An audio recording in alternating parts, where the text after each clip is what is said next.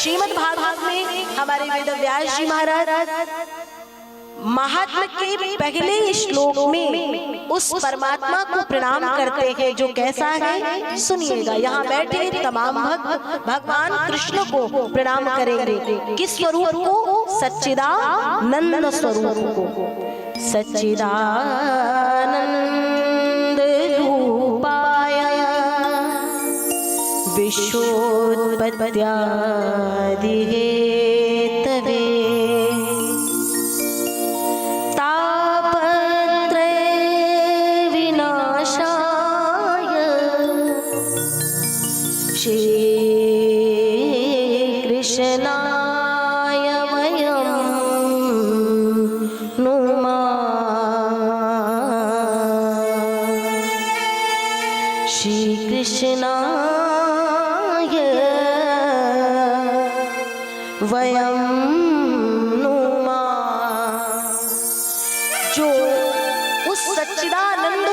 परमात्मा को मैं प्रणाम करता हूँ जो हमारे जीवन से तीन प्रकार के तापों का विनाश कर देते हैं। और वो तीनों प्रकार के ताप कौन कौन से हैं? दैहिक, दैविक और भौतिक।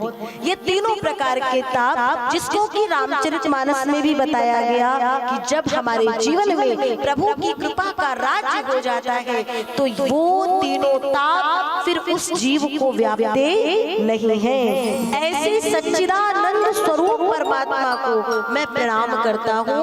वेदव्यास जी कहते हैं सच्चिदानंद शब्द तीन शब्दों से मिलकर के बनता है और वो तीन शब्द कौन कौन से हैं? सत्य, चित्त और आनंद। अब वो सच्चिदानंद कैसा है? तो संतों ने कहा उसे कहीं बाहर ढूंढने की आवश्यकता नहीं है। सुनिए, सत्य कहिए जो विन से नाही।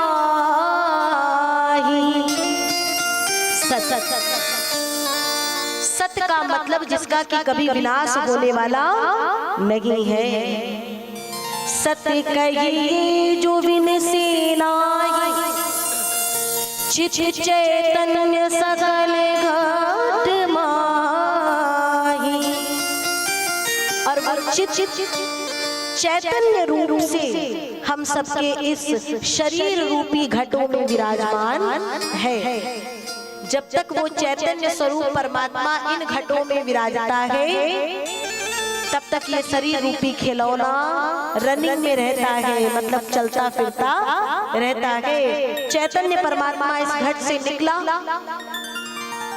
तो जैसे ही इस घट से प्राण निकलते हैं तो क्या कहते हैं लोग? ये शरीर अभी तक किसी की माँ के रूप में, बहन के रूप में, पत्नी के रूप में, लेकिन फिर ये समस्त संबंध वहीं से समाप्त होकर के ये शरीर को एक संज्ञा दी जाती है, मिट्टी।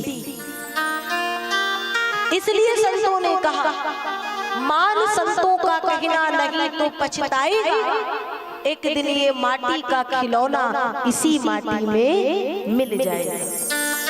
सुंदर रूप, क्या बात, सुंदर रूप देख कर फूला और धन यौवन के मद में फूला, एक दिन हंसा अकेला उड़ जाएगा और ये माटी का खिलौना इसी माटी में मिल जाएगा।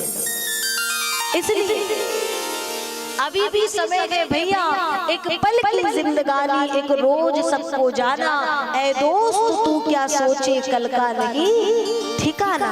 आएगी वो घड़ी जब ना कोई साथ होगा, तेरे कर्मों का प्यारे एक एक हिसाब होगा। झूठे तेरे महल ये झूठे तेरे खजाने, ना तू इन्हें है पकड़े ना ये साथ जाना। एक पल की जिंदगानी एक रोज सबको जाना। मुझे बड़ी हंसी आती है, विचार कर लोग जन्म लेते हैं, बड़े होते हैं, केवल धन एकत्रित करने में लगे, विवाह हो गया और विवाह के बाद बच्चे हुए, बच्चों के साथ पिछली वाली प्रक्रिया। हर माता पिता जो उनके साथ हुआ वही प्रक्रिया अपने बच्चों के साथ भी कर रहे हैं। उनको लालन पालन करना, बड़ा कर देना, विवाह कर देना, और जैसे ही माता पिता बच्चों का ब्याह करते हैं तो कहते अब हम अपनी जिम्मेदारी से निवृत्त हो, मुक्त हो। मतलब पूरे क्षेत्र में ब्याह करने के बाद माता पिता ऐसे तन के घूमते हैं कि महाराज ऐसा लगता है ना जाने कौन सी उन्होंने श्यामंतक मणि पाली है। बहुत ध्यान से सुनना, माता पिता ऐसे तन के घूमते हैं न जाने कौन सा हीरा उन्हें मिल गया है बालक का ब्याह करके।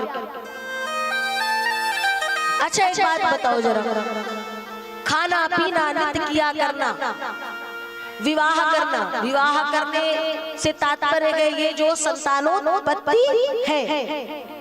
तो संतानोत्पत्ति के कारण ही तो भैया हम नाती का मुख देख ले फिर प्राण चले जाए, पोते का मुख देख ले फिर प्राण चले जाए, इतना ही तो तात्पर्य हो गया है ना।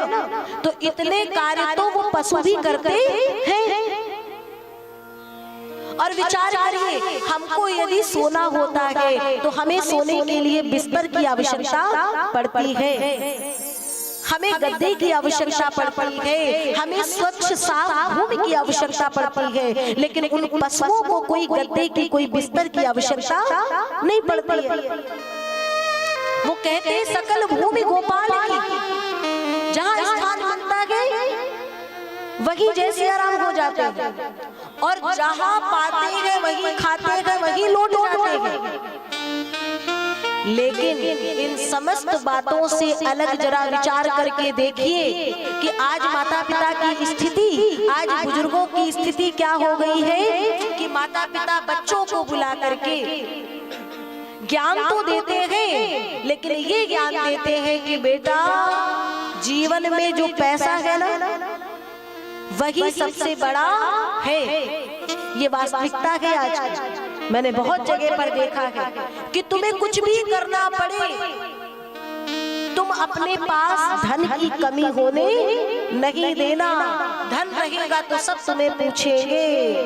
आज यदि ऐसी स्थिति में जो बड़े हैं बच्चों को ये शिक्षा देंगे, धर्म की शिक्षा से दूर रखते हैं, मंदिर जाने की स्थिति क्या हो गई है वो भी सुन लीजिए। अगर हम कहीं कुछ गलत कहे तो टोक दीजिएगा।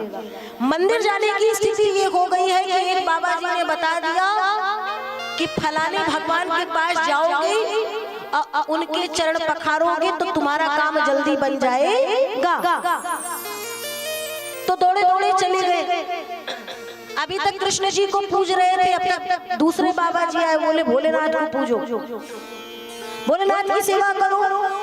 भैया हमारे यहाँ पूर्व से चला आ रहा है, प्रातः काल उठ करके स्नान इत्यादि करके नित्य किया करके सबसे पहले एक पात में जल लेकर के गांव-गांव में मंदिर बाहर बनता था भगवान भोलेनाथ का, और सभी उसमें जल चढ़ाते थे। नियम था सबसे पहला जल भोलेनाथ को, सूर्य देवता को। जब से हम ये भूल गए तो अब आकर के कोई बताता है तो हमें ये नहीं लगता है कि हम भाव से भगवान की पूजा करें। आप हमारे हिंदू सनातन धर्म में कहा गया कि यहाँ तो का कंकड़ कंकड़ शंकर है, यहाँ के हर कण कण में परमात्मा विराजमान है, और जिस कण को भी तुम भगवान मान करके भाव से पूजोगे, मैं कहती हूँ कि वो एक कण भी भगवान उस कण में आके तुम्हारे ऊपर कृपा करेंगे। नहीं तो वरना वृंदावन भी चले जाओगे और मन में कपट का भाव होगा तो बांके बिहारी के मंदिर प्रांगण में होने के बाद भी तुम्हें बिहारी जी की कृपा मिलने वाली नहीं है। ऐसी ये भागवत की कथा जो अमर करने वाली है, जन्म और मरण के बंधन से मुक्त करने वाली है। पुनरपि जन्मम पुनरपि मरणम पुनरपि जन्मी जठरे शयनम, इस आवागमन के चक्र से मुक्त कर देती है प्यारे। तो क्या किसी को मुक्त किया? हाँ, परीक्षित जी को सबसे पहले मुक्त किया था।